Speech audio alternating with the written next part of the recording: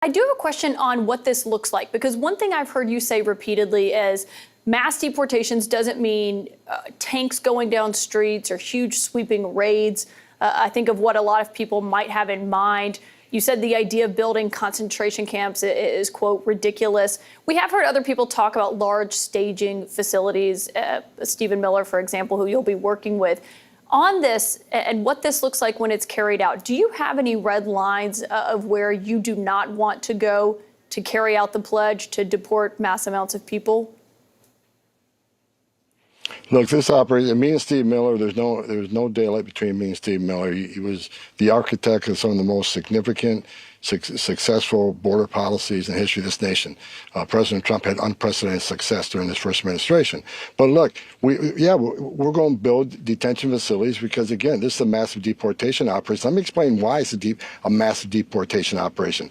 Millions of people enter this country illegally, claiming asylum. Secretary Mayorkas has said under oath numerous times, for those who don't qualify for asylum, they'd be immediately moved. Of course, he didn't do it, so we're going to do it.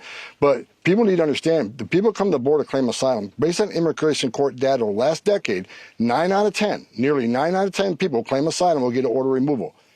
So when they lose that case, we'll give them the due process. They can make an asylum claim. We'll take them to a judge. But when a judge says they're leaving, they have to leave, because we don't, like I said, then what the hell are we doing? Just shut down the immigration court doesn't mean anything more, and take the border patrol off the border because there's no consequences. We're going to enforce the law, and to do that, we're going to have teams out throughout the country arresting these targets. We got to build detention facilities to hold these people, so we're going to remove them. But there will be a well-targeted enforcement operation. Well-targeted enforcement operation. And you said that starts on day one that Trump takes office. I do want to just revisit, though, if you want to carry out this mass deportation and you want to start it on day one, just about a little over a month from now, but you don't have a target number in mind, how does that, can you explain how that works to me? The target number is arresting as many people as we can possibly arrest with the resources I have. So, for instance, we already discussed, we got over 700,000 illegal aliens in this country with a criminal conviction. They're priority one. These criminal gangs like Tren de Agua and MS-13, they're a priority. National security threats, they're a priority. So the goal is for the ICE officers and other agencies who's going to assist them to arrest as many targeted priority aliens as possible. Here's the problem, though. In sanctuary cities, we can't arrest a criminal in the jail because they won't let us in the jail. So that forces us to go to the neighborhood, which means instead of one agent arresting a bad guy in the jail, we got to send a whole team to the neighborhood. And what happens there?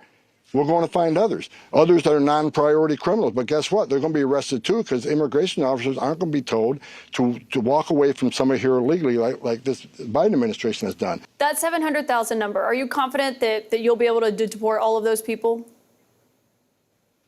That's my goal. But are you confident you'll be able to complete that goal?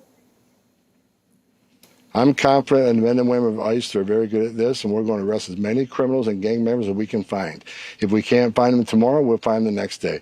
This operation isn't going to stop. We got 4 years to do this operation, and we'll continue our focus on those with public safety threats, national security threats, then fugitives, then the rest of the people who are not off the table. If you're in the country legally, you got a problem.